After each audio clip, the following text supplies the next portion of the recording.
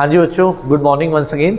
और आज मैं आप सबके सामने हाजिर हूँ बायोटेक्नोलॉजी के सेकंड चैप्टर की वीडियो लेकर। तो क्विक रिवीजन करेंगे एज आई टोल्ड यू, बिना टाइम वेस्ट किए। तो सेकंड चैप्टर है हमारा बायोटेक्नोलॉजी एंड इट्स एप्लीकेशंस। तो सबसे पहले बायोटेक्नोलॉजी के 3 क्रिटिकल रिसर्च एरियाज़ क्या हैं। तो 3 नंबर का क्वेश्चन। तो first is providing best catalyst in the form of improved organism, चाहे वो माइक्रोब हो चाहे pure enzyme. Second, optimal conditions create करनी through engineering for the catalyst to act, जो आपने बनाया वो एक्ट भी कर सके। And third, downstream processing technologies to purify the protein और द ऑर्गेनिक कंपाउंड। अब हम बात करेंगे एप्लीकेशंस इन डिफरेंट फील्ड। सबसे पहले मैं बात करूंगा एप्लीकेशंस इन एग्रीकल्चर। तो बेटा there are 3 options for increasing food production. One is agrochemical based agriculture, second is organic agriculture, third is genetically engineering crop based agriculture. So what are GMOs? Genetically modified organisms. These are the plants, bacteria, fungi or animals whose genes have been altered by manipulation. जब आप genes को manipulate करके alter कर देते हैं उन्हें हम GMOs कहते हैं। This is a very very important question. What are the advantages of GMOs? Number 1, they make the crops more tolerant to abiotic stresses. It reduces the use of chemical pesticides. It reduces the post-harvest losses. Harvesting के बाद के losses कम हो जाते हैं. It increases the efficiency of mineral usage by the plants and it enhances the nutritional value of food. Example, golden rice, that is vitamin E enriched rice. And it is also used to create tailor-made plants to supply alternative nutrients or resources to the industries. मतलब इसके द्वारा हम कुछ tailor made plants बना सकते हैं जिन्हें हम इंडस्ट्रीज़ में भेज के, ताकि इंडस्ट्रीज़ उन्हें रॉ मटेरियल की तरह यूज़ करके अपना जो भी प्रोसेस उन्होंने चीज़ बनानी है वो बना सके। तो these are the various advantages, ये बहुत इंपॉर्टेंट है। Now applications in agriculture. सबसे पहले मैं बात करूंगा pest resistant plants. Pest resistant plants act as biopesticide. जब हम एक लिविंग ऑर्गेनिज्म को एज अ पेस्टिसाइड यूज़ करते हैं उसे हम कहते हैं बायोपेस्टिसाइड। ये इंसेक्टिसाइड्स की नीड को कम कर देता है। इसमें हमारे पास BT cotton, BT corn, BT rice, tomato, potato, soybean सब कुछ है। बीटी कॉटन की अब बात करूंगा। बीटी कॉटन में बेटा क्या होता है, एक बैक्टीरिया है बैसिलस thuringiensis, उसकी कुछ स्ट्रेन्स, कुछ varieties have proteins that kill the insects like coleopterans, lepidopterans and dipterans. ये आपको नाम याद करने हैं कौन कौन सी फैमिलीज इंसेक्ट्स की किल होती हैं। बैसिलस thuringiensis अपने लाइफ साइकिल के दौरान एक toxic insecticidal protein crystal produce करता है, उसका नाम है बीटी टॉक्सिन। ये बैक्टीरिया को किल नहीं करता बिकॉज बैक्टीरिया में ये इनएक्टिव प्रोटॉक्सिन्स की फॉर्म में होता है।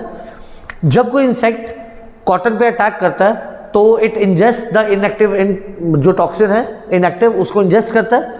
It is converted into an active toxin inside the gut of the insect. Why? Because the pH of the gut is alkaline, और एल्कलाइन पीएच में ही ये एक्टिवेट होता है toxin.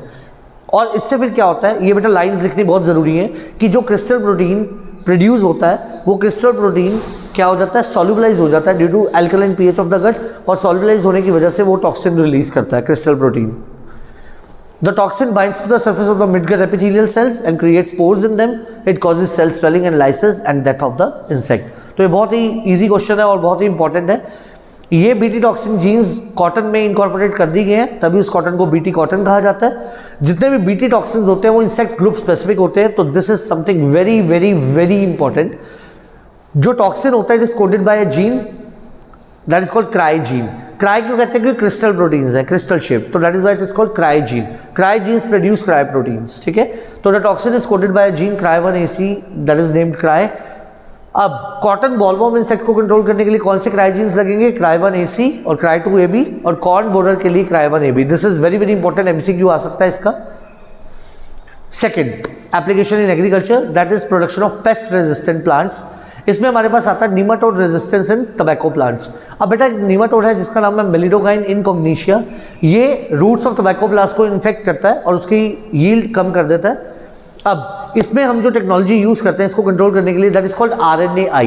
RNAi is called RNA interference. ये 1 number का question है, बहुत ही ज़्यादा important. Which is the method of cellular defence in all eukaryotes. तो आपको याद होना चाहिए इट इज RNA इंटरफेरेंस। अब इसमें होता क्या है बेटा, आप सबको पता है कि इंफॉर्मेशन DNA से mRNA जाती है दैट इज कॉल्ड ट्रांसक्रिप्शन, और जब mRNA से प्रोटीन्स तक जाती है दैट इज कॉल्ड ट्रांसलेशन।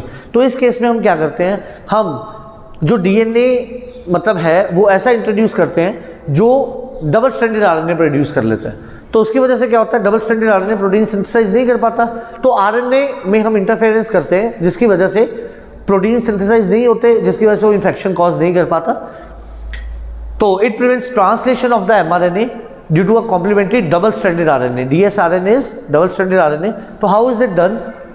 अब ये हमें DNA मिलता कहाँ से है? The source of this complementary RNA is number 1 infection by RNA viruses, वहाँ से हमें ये RNA मिलेगा, या from mobile genetic elements which are called transposomes which replicate via RNA intermediate. तो RNA containing viruses or transposons that are your sources from where you obtain such RNA। अब plant के अंदर ये कैसे इंट्रोड्यूस होगा? मैं पहले पिछली वीडियो में बता चुका हूँ, प्लांट्स के अंदर हमने कुछ भी इंट्रोड्यूस करना, हम किसका प्लाज्मिड यूज़ करते हैं? एग्रोबैक्टीरियम ट्यूबिफेशियंस बैक्टीरिया का। तो इसका प्लाज्मिड निकालिए, उसमें वो डिजायरेबल जीन डालिए, nematode specific genes are introduced into the host plant. Then अब ये दो तरह के RNA प्रोड्यूस करेगा, सेंस और anti sense, and they both are complementary to each other. तो दोनों एक दूसरे के साथ ज्वाइन करते हैं and they form a double stranded RNA। तो इससे RNA साइलेंट हो जाता है, which is called gene silencing और RNA इंटरफेरेंस। तो इस वजह से वो प्रोटीन्स नहीं बना पाता और टोबैको प्लांट के अंदर इन्फेक्शन कॉज नहीं कर पाता। दस the parasite can not survive in a transgenic host expressing specific interfering RNA। तो देखो बेटा, बच्चे कंफ्यूज हो जाते हैं जब उनको आ जाता है कि पेस्ट रेजिस्टेंस कैसे होती है प्लांट्स में। तो उसमें ये इज मेनली इंपॉर्टेंट। और बीटी कॉटन वाला जो है, बीटी कॉटन में हम क्या कर रहे हैं? हम इंसेक्ट को कंट्रोल करते हैं, और इस केस में we are controlling the parasite. तो ये आपने ध्यान में रखना है, वहाँ पे इंसेक्ट कंट्रोल होते हैं, यहाँ पे पैरासाइट। तो पैरासाइट वाला क्वेश्चन आए तो ये लिखना है आपने। अब सेकेंड हम करेंगे the applications of biotechnology in medicine. तो मेडिसिन में सबसे पहले रिकॉम्बिनेंट DNA टेक्नोलॉजी के थ्रू बहुत सारी थेरापेटिक ड्रग्स बनाई जा चुकी हैं, और नॉन ह्यूमन सोर्सेज को हम यूज़ करके we can induce unwanted immunological responses.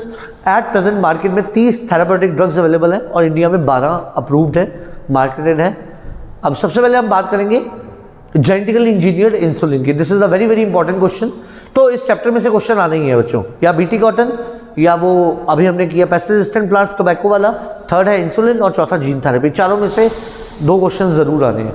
तो जेनेटिकली इंजीनियर्ड इंसुलिन में सबसे पहले, इंसुलिन एक हार्मोन है which is use to manage diabetes.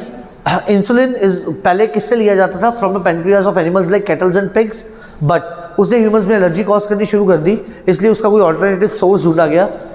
तो ह्यूमन इंसुलिन अब बनाई जाती है बैक्टीरिया को यूज़ करके। कैसे? सबसे पहले इंसुलिन का स्ट्रक्चर स्टडी किया गया। इंसुलिन में बेटा 2 चेन्स होती हैं, चेन ए और चेन बी, और ये पॉलीपेप्टाइड चेन्स हैं, और ये किससे लिंक्ड होती है? They are linked by disulfide bridges. तो आप देख सकते हैं डाइसल्फाइड ब्रिजेस से ये आपस में लिंक्ड है, चेन ए और चेन बी। ठीक है, और ये डायग्राम आपको बुक में देख के जाना है और बताना है चेन ए कौन सी है, चेन बी कौन सी है। अब हमारी बॉडी में, मैमल्स में जो इंसुलिन है वो प्रो हार्मोन की तरह आता है, मतलब इनएक्टिव हार्मोन की तरह। तो इसे प्रोसेस करना पड़ता है to become mature and functional. अब जब तक वो प्रो हार्मोन है, प्रो इंसुलिन, तो प्रो इंसुलिन में क्या होता है? चेन ए और chain B that is separated by an extra stretch of C peptide. C is not a chain, it is an extra stretch of C peptide. So insulin is made up of, pro-insulin is made up of chain A and chain B linked by disulfide bridges and separated by extra stretch of C peptide. अब जब insulin mature हो जाता है तो जो extra stretch है वो remove हो जाता है, then the insulin becomes mature. So what is the difference between pro insulin and insulin? ये पेपर में क्वेश्चन आता है, तो आप बता सकते हो। प्रो इंसुलिन में चेन ए और chain B they are separated by extra stretch of C peptide, but chain जो प्रो आपका मैच्योर इंसुलिन है उसमें चेन ए और चेन बी ही होती है।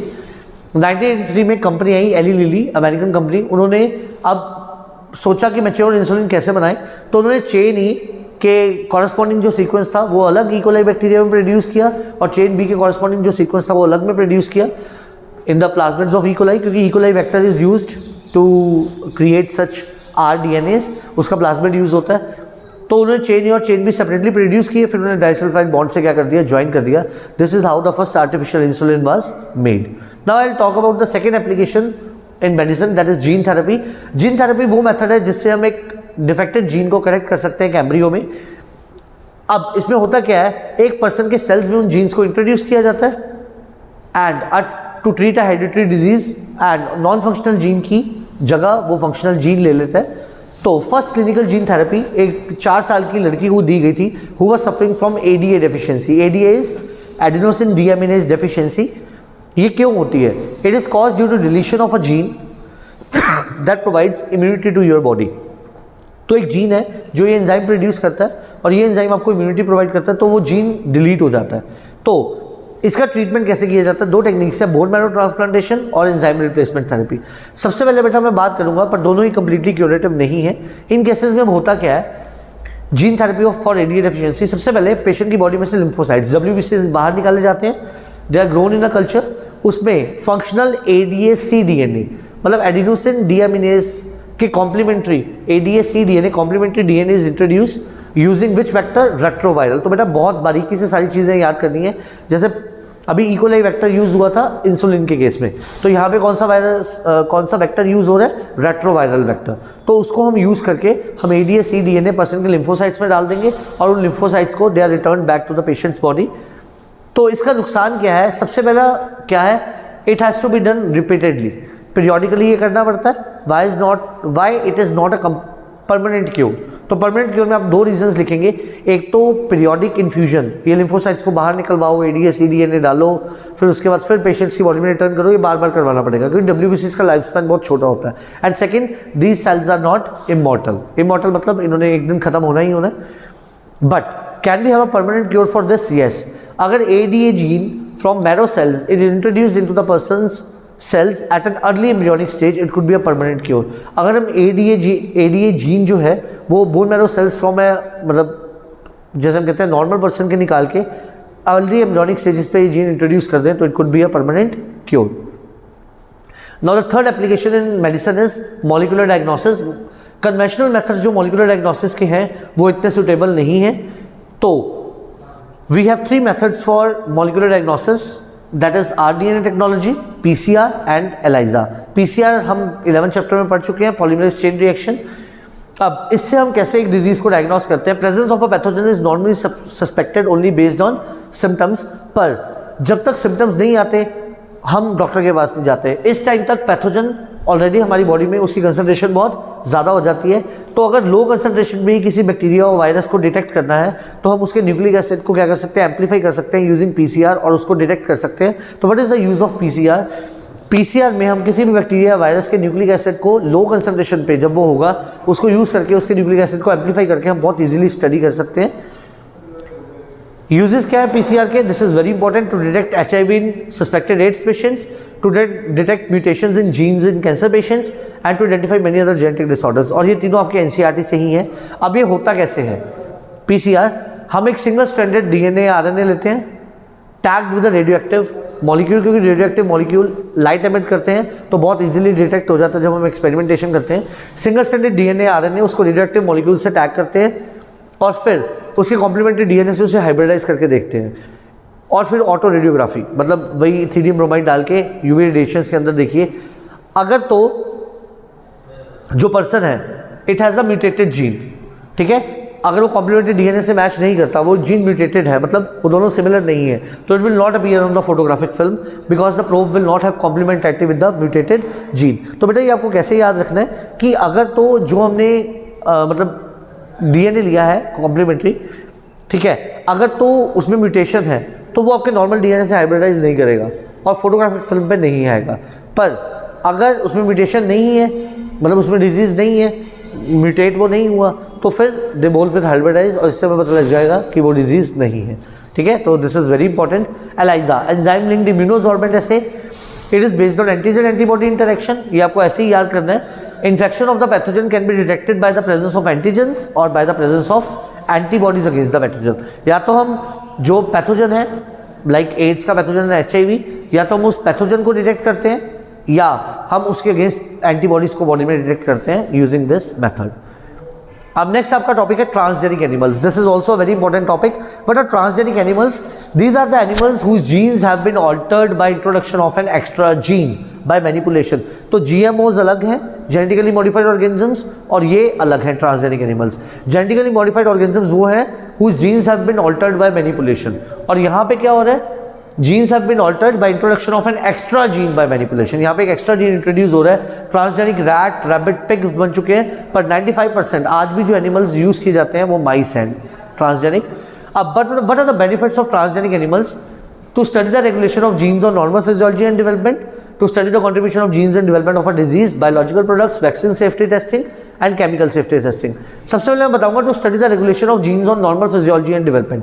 तो हम क्या कर सकते हैं, ट्रांसजेनिक एनिमल्स पे we can study some complex factors like insulin like growth factors, genes that alter formation of this factor are introduced and the biological effects are studied. मतलब सपोज कीजिए कि किसी के अंदर इंसुलिन लाइक ग्रोथ फैक्टर का जो gene है वो ऑल्टर हो गया, तो हम उसका एक सैंपल लेके ट्रांसजेनिक एनिमल्स में इंट्रोड्यूस करके ये देख सकते हैं कि उसमें ऐसी कौन सी मॉडिफिकेशन आई है, तो ये फिर उसका बायोलॉजिकल रोल हमारी बॉडी में बता देता है, तो हम उसके अगेंस्ट बहुत सारा क्योर ढूंढ सकते हैं। तो this is how it is used to study normal physiology and development. Second, it is used to study the concentration of genes in the development of a disease. Transgenic models help investigate new treatments for human diseases, और इससे हम बहुत सारी human disease के treatment ढूंढ चुके हैं like cancer, cystic fibrosis, rheumatoid arthritis and Alzheimer.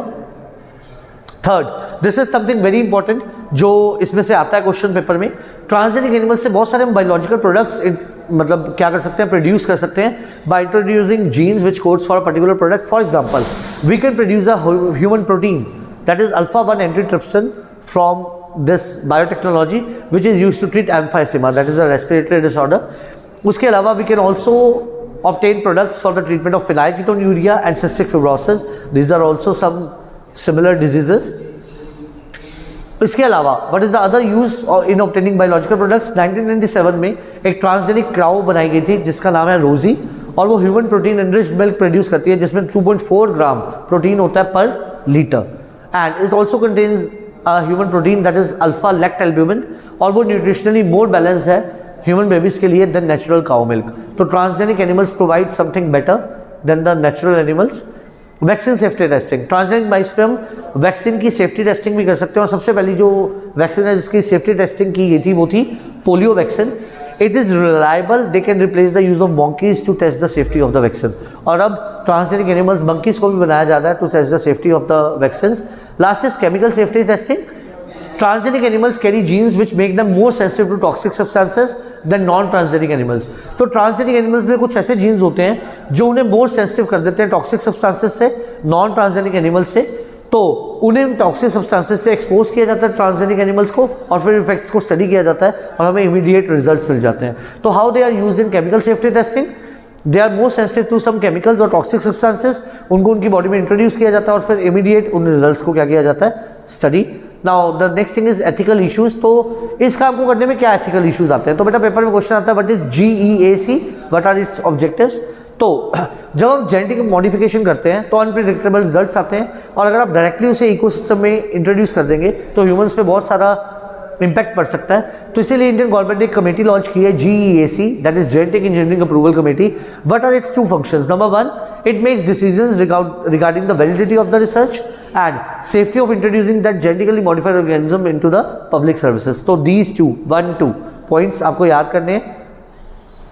अब इसके बाद एक बहुत important topic again, biopiracy. Biopiracy क्या होती है बेटा? यूज ऑफ बायो रिसोर्सेज, मतलब आपने कोई चीज़ बनाई है that is used by multinational companies without or other organization without taking proper authorization from you and the people concerned and not giving any proper compensatory payment to them कि हाँ हम तुम्हारी चीज़ use कर रहे हैं, हमने खरीदी है तो हम तुम्हें compensatory payment दें।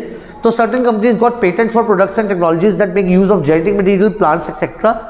that have been identified, developed and used by farmers and indigenous people of the country. For example, basmati rice, herbal medicines like turmeric and neem. तो हमारे पास आज भी टर्मरिक और नीम का क्या है, पेटेंट है।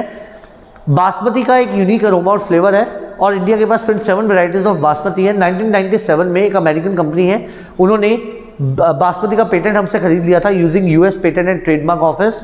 This allowed the company to sell a new variety of basmati, जो एक्चुअली इंडियन फार्मर की वेराइटी से बनाया गया था बासमती। इंडियन बासमती को उन्होंने अपनी सेमी ड्वार्फ वेराइटी से क्रॉस किया एंड उससे एक नई वेराइटी बनाई। Other people selling basmati rice could be restricted by patent. तो अगर किसी ने उसका पेटेंट नहीं लिया है तो वो उस चीज़ को बेच नहीं सकता। तो that is called biopiracy. Piracy आपको पता ही है, पायरेटेड मतलब चोरी करके जो चीज़ की गई है। तो अगर कोई बायोपायरेसी करता है तो उसको बहुत हैफ्टी फाइन लगता है उस चीज़ का। Most of the industrialized nations are poor in biodiversity and traditional knowledge. जो भी डेवलप्ड कंट्रीज़ है, एक तो वहाँ पे बायोडाइवर्सिटी पुअर है और ना ही उनके पास ट्रेडिशनल नॉलेज है, पर जो डेवलपिंग और अंडर डेवलप्ड कंट्रीज़ हैं उनके पास रिच बायोडाइवर्सिटी और ट्रेडिशनल नॉलेज है। तो उन कंट्रीज़ को क्या चाहिए कि उन बायो रिसोर्सेज को वो क्या रखें, सेफ रखें। तो इसीलिए कुछ लॉज बनाए गए हैं unauthorized exploitation of bio resources को अवॉइड करने के लिए। तो इंडियन पार्लियामेंट ने सेकंड अमेंडमेंट किया है इंडियन पेटेंट्स बिल में, जिसमें इन इश्यूज़ को कंसिडरेशन में लिया जाता है बायो पायरेसी वगैरह के, कि अगर आपने कोई चीज़ नोवेल्टी या डेवलप की है तो उसे कोई और ऐसे चोरी ना करे।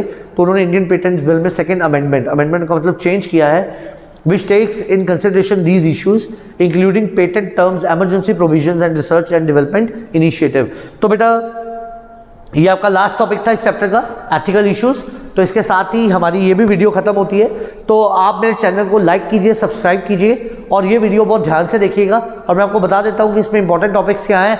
एक, आपको बीटी कॉटन अच्छे से पढ़ना है, जीन थेरेपी अच्छे से पढ़ना है, देन आपको जेनेटिकली इंजीनियर्ड इंसुलिन अच्छे से पढ़ना है, और नीमाटोड पेस्ट रेजिस्टेंट प्लांट्स भी अच्छे से पढ़ना है, रोजी काऊ के बारे में अच्छे से पढ़ना है, ट्रांसजेनिक एनिमल्स के बारे में, जीएमओज और उनके एडवांटेजेस के बारे में, बायोपायरेसी की डेफिनेशन और इंडिया के पास किस चीज़ का पेटेंट है। और कीवर्ड्स लिखने बहुत ज़रूरी है, क्राई जीन्स, क्राई प्रोटीन्स, किस एनिमल को कौन से क्राई जीन से किल किया जाता है, ठीक है। हर चीज़ मुझे लगता है आप बहुत अच्छे से पढ़ेंगे। और जीन थेरेपी वाला क्वेश्चन बहुत ही ज़्यादा इंपॉर्टेंट है, और जेनेटिकली इंजीनियर्ड इंसुलिन वो अच्छे से कीजिएगा। Thank you so much everyone, all the best.